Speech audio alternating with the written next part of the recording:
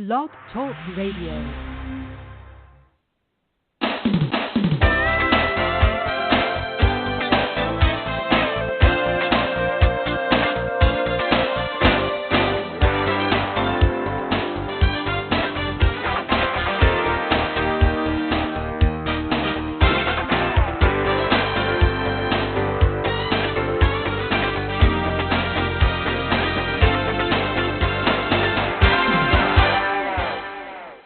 Good morning and welcome to this week's segment of Live Without Limits.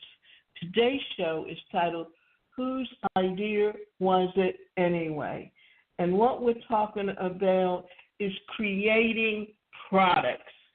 And why are we talking about creating products? Because no matter what business you're in, you need a product to sell. The ideas I stand for are not mine. I borrowed them from Socrates. I swiped them from Chesterfield. I stole them from Jesus. And I put them in a book. If you don't like the rules, who would you use? Said Dale Carnegie. I know you want to grow your online business, but you don't have an idea for a product. Or you have an idea, but it is just not fully formed yet. Well, you are not alone. Many entrepreneurs get caught up in the feeling that they must create something brand new to be successful. But very often, being first with a new product is not the best way to get started. In fact, most successful entrepreneurs made their fortunes selling products similar to those others were already offering. There are techniques for producing great product ideas, and it works for every aspect of your business, from new product ideas to brainstorming your marketing campaigns. And one of the things I want to go back and talk about is give you an example of how you can market products as an affiliate from other companies. And why is that important to understand? Because if you're a cat lover, what products are out there that people who love cats or have cats need? First of all, they need food, they need cat litter, they need cleaning products because you have to keep after you and cleaning your health constantly. Because guess what? Cats drop fur, or they tend to clean themselves and then they throw up the little fur balls. So you have to be aware. And guess what? You got a cat or a young kitten, and they have claws. They get underneath your furniture, and they'll tear it up. So what do you do, and what products are out there that can help you take better care of your cat and at the same time take care of your furniture and your home and whatever else you have? For so many people, and there's also, if you're into training and development, or you're into teaching communication or listening skills, there's already products out there that you can market on your website. And you do so by writing articles or writing reviews. And it's a constant flow. And understanding how to use Google Analytics or social media to get your articles out there. And what you really want to do is develop a following. And you can do that with autoresponders in landing pages. The first 10 steps for producing profitable product ideas. Identify the problem. You cannot solve a problem until you know exactly what that problem is. Yet, so many entrepreneurs charge full steam ahead without really knowing what they're trying to accomplish. Don't try to apply a solution before you've taken the time to accurately define the problem. Make a list of all the problems your target market is facing. Think about what is keeping them up at night. Now, pick the one you think you can solve. That's the problem you must address. Let's go back to my example of someone who owns a cat and they have claws. First of all, you can either declaw them, which especially if they're a house cat and they don't go out, then that's a great way to solve the problem. But guess what? If you have cats that are in and out, then they need those claws. So what are you going to do? And what products are out there that can protect your furniture and keep your cat from clawing and tearing it up or jumping all over the counters? What do you need to accomplish protecting your property? Assemble the pertinent facts. Professionals in every field know the importance of gathering specific data and facts. A scientist planning experiments checks the abstracts to see what similar experiments have been performed. An author writing a book collects everything he can on the subject, from newspaper clippings, photos, official records, transcripts of interviews, and magazine articles. A business consultant may spend months researching a company before coming up with a solution to the company's problem. Build a swipe file. This is an organized collection of successful promotions, including newspaper and magazine ads, direct mail pieces, and email campaigns. Constantly study your file. Build simple Excel spreadsheets or use a mind map to pull out solutions to the very problem you are trying to solve for your prospects. This step increases your familiarity with the background information and gives you a fresh perspective on the problem. Why are we looking at this?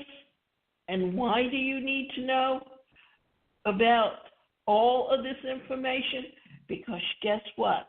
If you are trying to develop a solution or a product that helps, it only behooves you to be able to have reference points that you can go back to and you can look at on an ongoing basis. Why?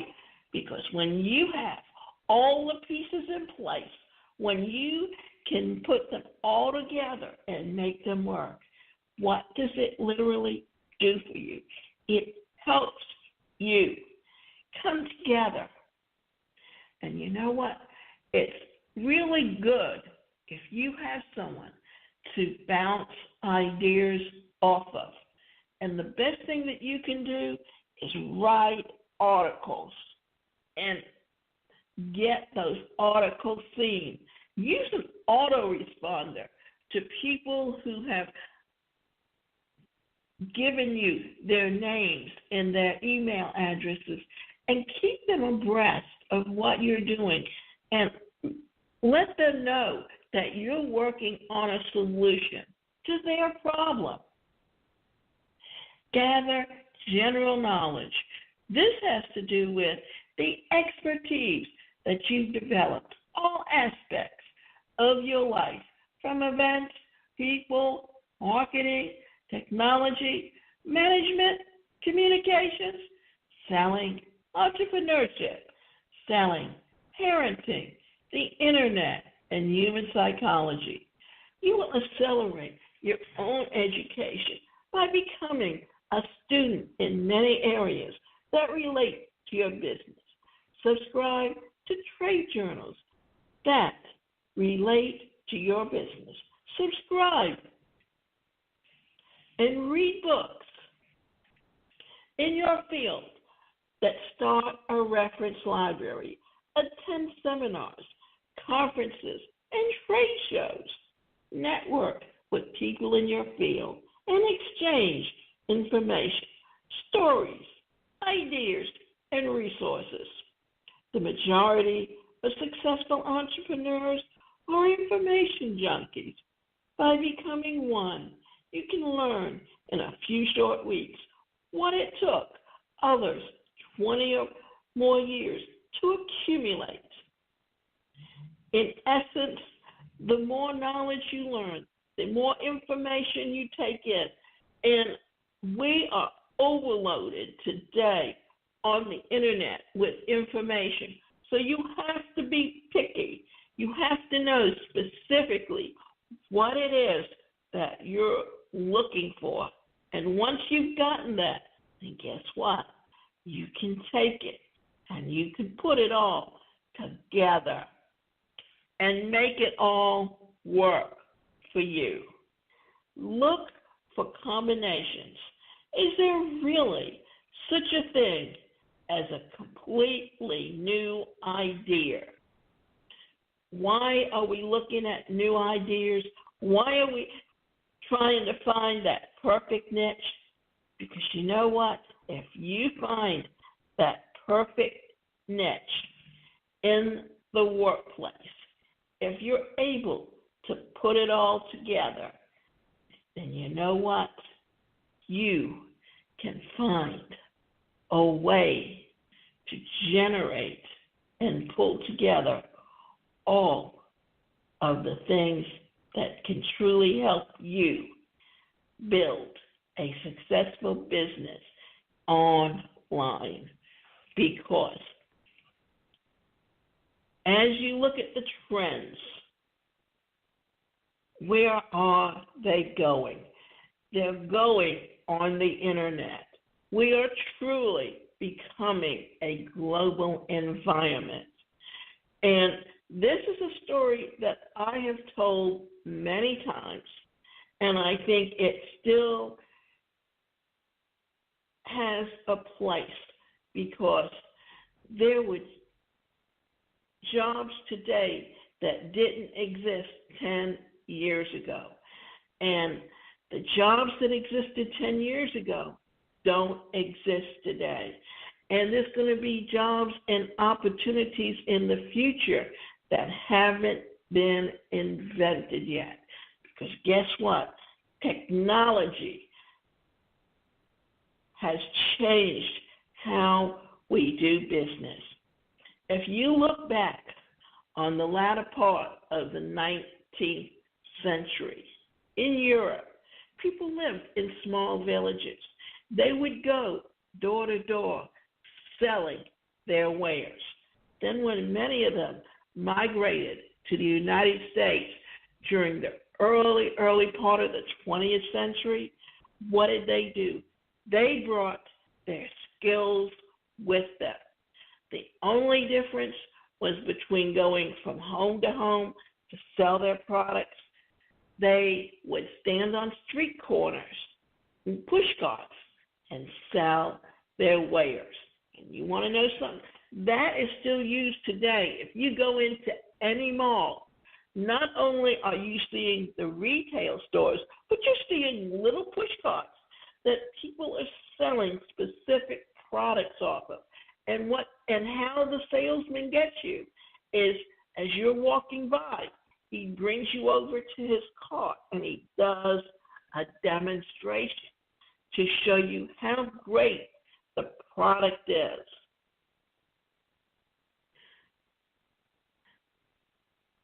Then, many of the first generation that were born in this country went to fight in World War II. And then women started taking on more roles in the workplace. Okay?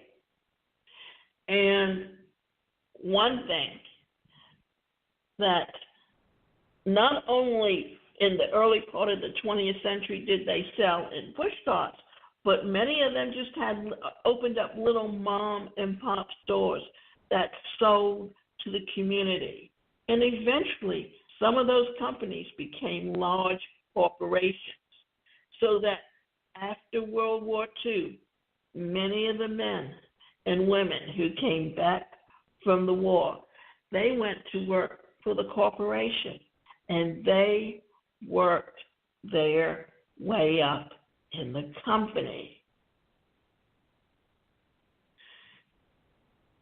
And as they did so, they moved into management. Then after 25 years, they would have a retirement party and get a gold watch. Well, you know, their children were the baby boomer generation, and that generation followed their parents into the corporate environment. And during that time, there was an unwritten rule that you had a job for life.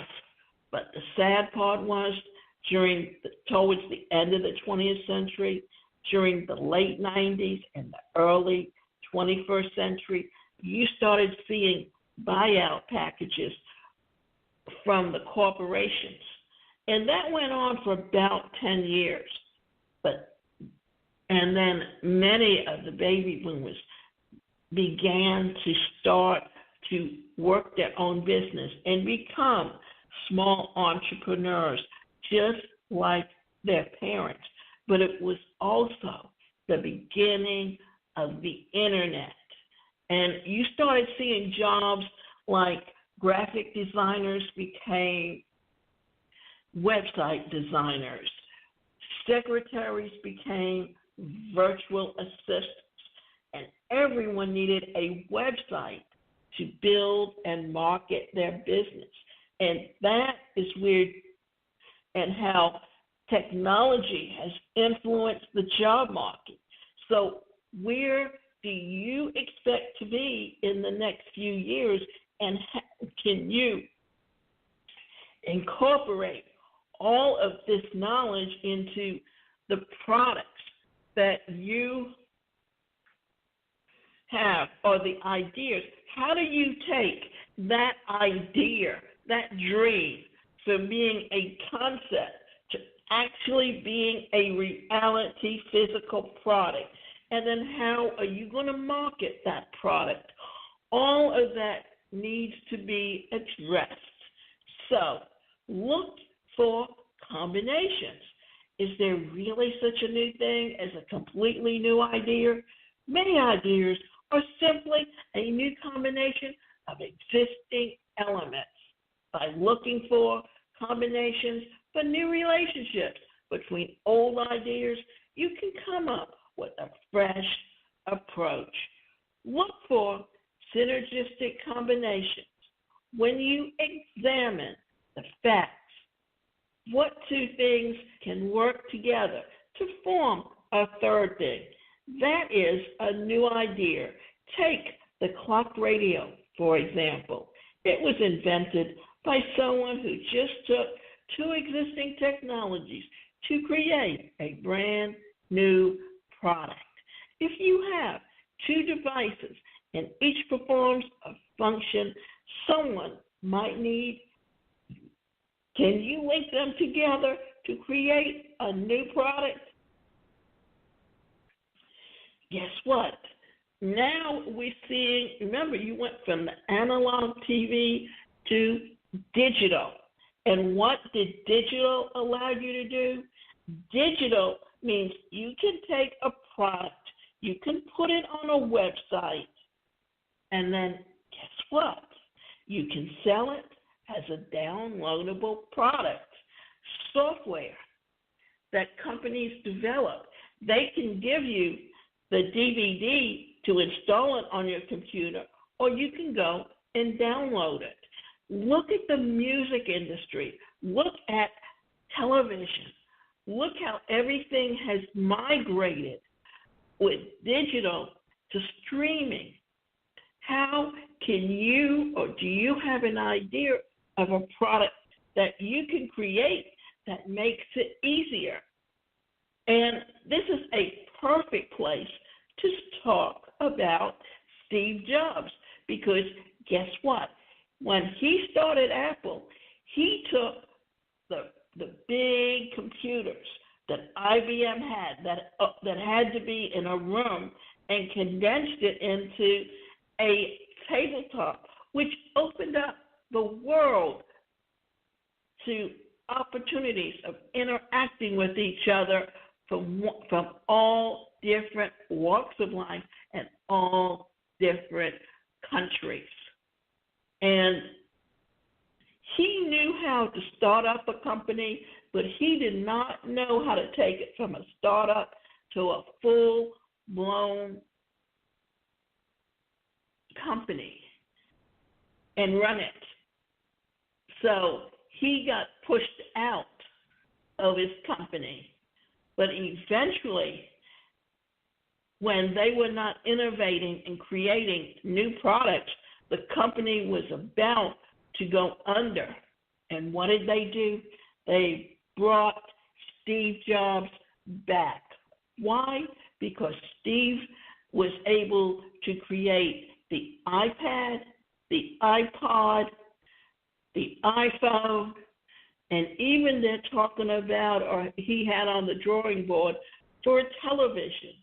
So as you can see, there are ways that you can create opportunities for yourself and your business. Sleep on it. Putting the problem aside for some time can help you renew your idea-producing powers. Just when you think your creative well-being has run dry. But this is only after you have gathered all the information you possibly can, and you have gone over the information again and again. Once you have come to the point where you are so punch drunk from hashing the ideas over and over, it's time to take a break.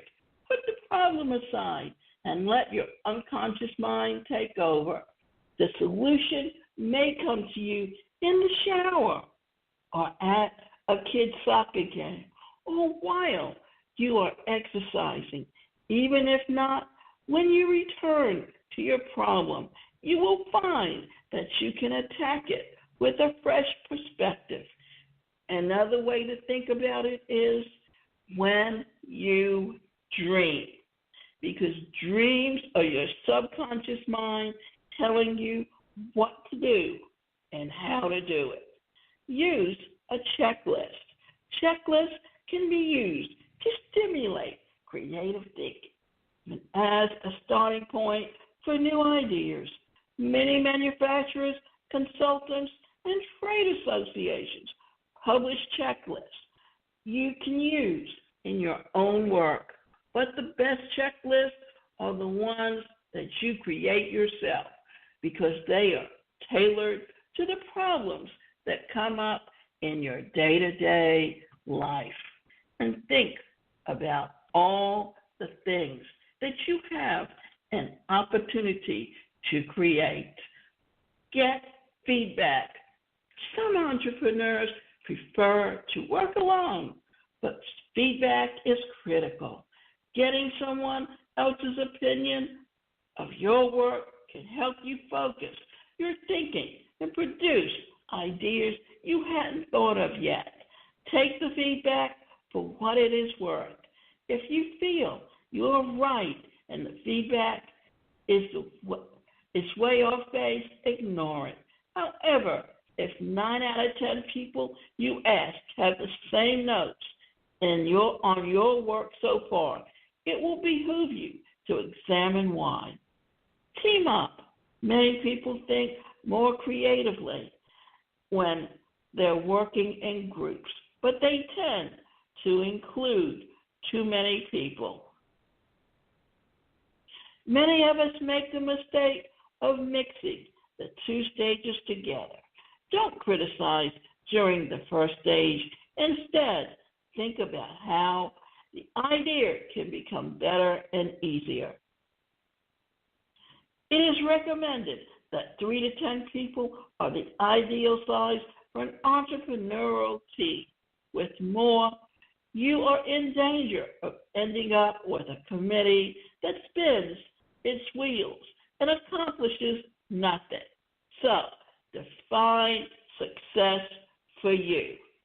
That's the biggest thing that we don't always recognize. Always set metrics. Define what is the least amount of sales you would accept for the product to be a success. Also, define your optimal amount of sales as well as the number of sales that would be beyond your wildest dreams.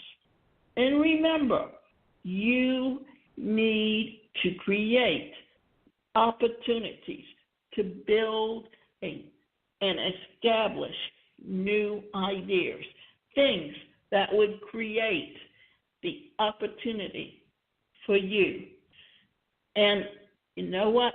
If you have and don't understand or are not aware of how to put a product or how to put together a plan on building a successful business, then sit down with a coach, someone that can help you put together your action plan for your business.